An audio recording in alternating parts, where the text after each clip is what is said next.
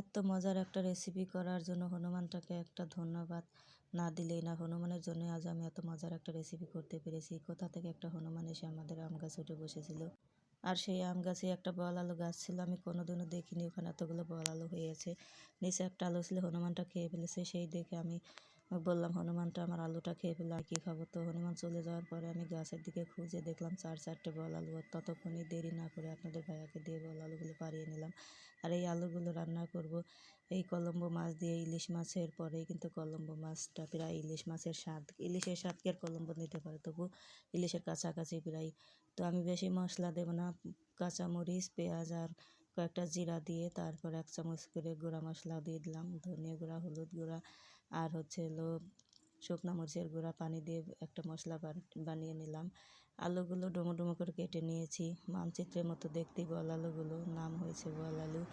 তো কড়াইতে তেল গরম করে মশলাটা কষিয়ে নিলাম, ভালো করে কষিয়ে নিয়ে তারপর এখন লবণ দিয়ে দেবো। লবণটা দেওয়া বাকি ছিল, লবণটা 1 চামচ মতো দিয়ে দিলাম, পরে আবার চেক করে দেব। ভালো করে কষিয়ে নিয়ে এখন ঢেকে দেবো। ঢাকনা খুলে তারপর দিয়ে দেবো সেই কেটে ধুয়ে রাখা বল আলুগুলো। মিষ্টি কুমড়ার মতো দেখতে হলেও এই আলুটা কিন্তু খেতে কিন্তু দারুণ মজা ছিল। একদম দেখতে মিষ্টি কুমড়ার মতো, কাঁচা মিষ্টি কুমড়ার মতো লাগতেছে। এখন মশলাগুলো কষিয়ে নেব। মশলার সাথে আলুটা কষানো হয়ে গিয়েছে, এখন দিয়ে দেব মাছগুলো। মাছ দিয়ে বেশি কষাতে হয় না, কারণ এই মাছ ইলিশ মাছের মতোই কাঁচাই রান্না করা যায়, ভাজতেও হয় না। এত সুন্দর একটা সুঘ্রাণ আছে। মাছের মধ্যে একটু করে ডিমও হয়েছে। তো মাছগুলো দিয়ে হালকা করে নেড়ে তারপর পরিমাণ মতো ঝোল দিয়ে দেবো।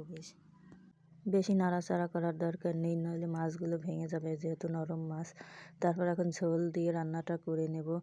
আর এই রান্নাটা সম্ভব হয়েছে শুধুমাত্র হনুমানটা বেড়াতে আসার কারণে। কোথা থেকে একটা হনুমান বেড়াতে এসে আমাদেরকে আলুগুলো দেখিয়ে দিয়ে গেল, সেও একটা খেয়ে গেল। তো রান্নাটা আমার প্রায়ই হয়ে গেছে। এখন ঢাকনা খুলে লবণটা চেক করে নেব।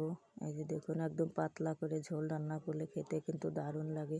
খুব ঘন ঝোল ভালো লাগে না। ইলিশ মাছ বা ইলিশ জাতীয় যে কোনো মাছ এরকম পাতলা করে ঝোল রান্না করলে কিন্তু খেতে দারুণ লাগে। আলুটাও দেখুন কত সুন্দর সিদ্ধ হয়ে গেছে। এখন খেতে বসবো। আপনাদের ভাইয়াকে খেতে দিয়ে তারপরে খেতে বসে গেছি। আর এই যে দেখুন কত সুন্দর একটা কালার হয়েছে। কাঁচামরিচ আর শুকনো মরিচ মিশিয়ে রান্না করেছি, কত সুন্দর একটা কালার হয়েছে। আমি তো এখানে আলুগুলো দিয়ে মাছ ভরিয়ে ভরিয়ে ভাত খেলাম। খেতে কিন্তু দারুণ ছিল। এত মজার একটা রেসিপি, অনেক মজা হয়েছিল। কার কার পছন্দ আমার এই গ্রামীণ রেসিপি, লাইক কমেন্ট শেয়ার করবেন এবং জানাবেন। সবাই ভালো থাকবেন, মজার মজার রান্না করে খাবেন। আল্লাহ হাফেজ।